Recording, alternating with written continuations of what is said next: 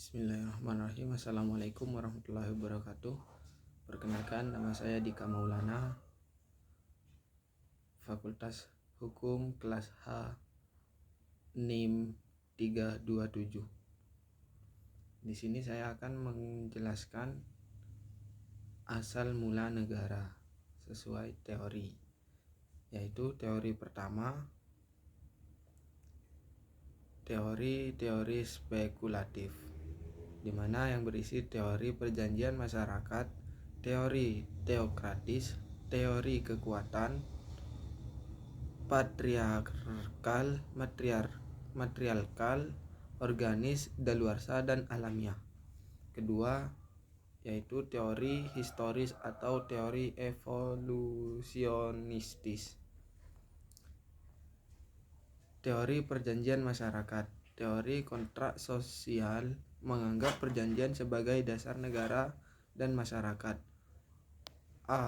Hugo de Grotius. Sebelum ada negara, kehidupan rakyat pada suku-suku primitif. B. Thomas Hobbes. Homo homini lupus. Keadaannya disebut belum omnium contra omnes, perang antara semua melawan semua. Pactum subjectionis, perjanjian pemerintahan dengan jalan mana segenap individu berjanji menyerahkan semua hak-hak kodrat kepada seorang atau kelompok untuk mengatur kehidupannya. Yang C. John Locke, kekuasaan penguasa tidak pernah mutlak, tetapi selalu terbatas. Individu-individu mengadakan suatu perjanjian masyarakat untuk membentuk suatu masyarakat politik atau negara. Lalu, teori ketuhanan. Berpikiran bahwa negara dibentuk oleh Tuhan dan pemimpin-pemimpin negara ditunjuk Tuhan, dan mereka hanya bertanggung jawab pada Tuhan, bukan siapapun. Teori ketuhanan dibagi menjadi dua. Yang pertama, teori ketuhanan langsung, menunjukkan bahwa yang berkuasa dalam negara itu adalah langsung Tuhan, adanya negara atas kehendak Tuhan. Yang kedua, teori ketuhanan tidak langsung, manakala bukan Tuhan sendiri yang memerintah, melainkan raja atas nama Tuhan. Raja memerintah atas karunia Tuhan. Teori kekuatan. Negara terbentuk dari penaklukan dan pendudukan. Faktor kekuatanlah yang dianggap sebagai faktor tunggal utama yang menimbulkan negara. Lalu negara dilahirkan karena pertarungan kekuatan, dan yang keluar sebagai pemenang adalah pembentuk negara. Lanjut, teori patriarkal. Ayahlah yang berkuasa dalam keluarga dan garis keturunan ditarik dari pihak ayah. Keluarga berkembang biak